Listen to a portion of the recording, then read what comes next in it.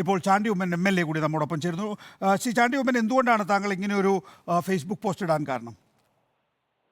എന്റെ പിതാവിന്റെ ആരോഗ്യവുമായി ബന്ധപ്പെട്ട് ഒത്തിരി കോൺട്രവേഴ്സീസ് ഉണ്ടാക്കിയിട്ടുണ്ട്. അതായത് ഞാൻ അദ്ദേഹത്തെ കൊല്ലാൻ ശ്രമിക്കുന്നു എന്നാണ് പറഞ്ഞത്. ഇത് ഞാൻ പറഞ്ഞത് ആ സാഹചര്യത്തിൽ പറഞ്ഞതാണ്.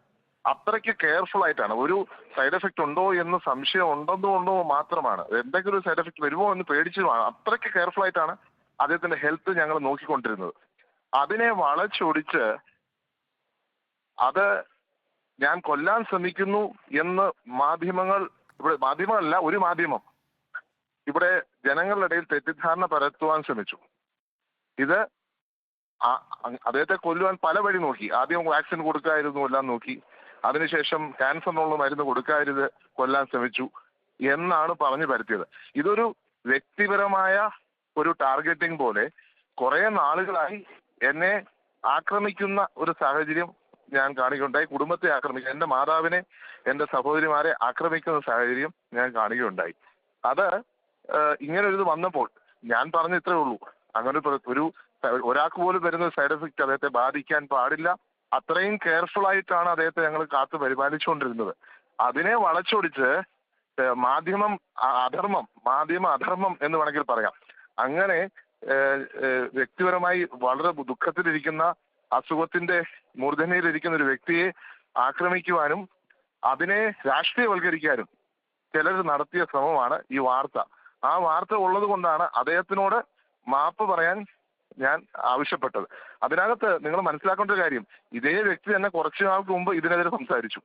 എന്നിട്ട് ഇതേ വ്യക്തി തന്നെ ഞാൻ കൊടുക്കുന്നില്ല എന്ന് പറഞ്ഞ് എന്റെ പിതാവിനെ കൊല്ലാൻ ശ്രമിക്കുന്നു എന്ന് വാർത്ത വരുത്തി. അപ്പൊ അദ്ദേഹത്തിനെതിരെ പറഞ്ഞൊരു കാര്യമാണ് ഇത്, അല്ലാതെ വേറെ ഒരു തരത്തിലും എനിക്ക് അക്കാര്യത്തിൽ നല്ല വ്യക്തതയുണ്ട് ശ്രീ ചാണ്ടി ഉമ്മൻ. മാത്രമല്ല, ഇത് വളരെ വൈകാരികമായ വിഷയമാണ്. എങ്കിൽ പോലും താങ്കൾക്ക് ഈ ഒരു അവസരം താങ്കളുടെ ഭാഗം ക്ലിയർ ചെയ്യാൻ കഴിയും എന്നുള്ളത് കൊണ്ട് ഞാൻ ഒന്നുകൂടി ഒരു ചോദ്യം ചോദിക്കട്ടെ. അതായത് ഈ എല്ലാ വാക്സിനുകൾക്കും പാർശ്വഫലങ്ങളുണ്ട്. പക്ഷേ നമ്മുടെ ഒരു പൊതു ആരോഗ്യം കണക്കിലെടുത്താണ് ഈ വാക്സിനുകൾ സ്വീകരിക്കുന്നത്. ഈ രണ്ട് കാറ്റഗറി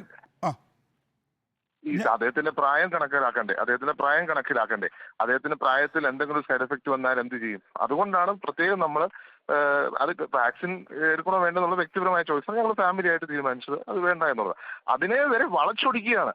ഞങ്ങൾ വാക്സിൻ എതിരൊന്നുമല്ല. ഏത് വാക്സിൻ എല്ലാവരും അവരൊക്കെ വ്യക്തിപരമായ തീരുമാനങ്ങളും ഗവൺമെന്റ് ഏൽപ്പിക്കുന്ന ഏത് തീരുമാനവും നമ്മൾ റെഡിയാണ്. പക്ഷെ അതിനെ വളച്ചൊടിച്ച് ഞാൻ കൊല്ലാൻ ശ്രമിക്കുന്നു എന്ന് പറഞ്ഞതിനെയാണ് ഞാൻ ഇന്ന് ചൂണ്ടിക്കാണിക്കുന്നത്. അദ്ദേഹത്തെ കൊല്ലാൻ ശ്രമിക്കുകയല്ല, അദ്ദേഹത്തെ സംരക്ഷിക്കാനാണ് ഞാൻ ജീവിതകാലം മുഴുവൻ ശ്രമിച്ചിട്ടുള്ളത്.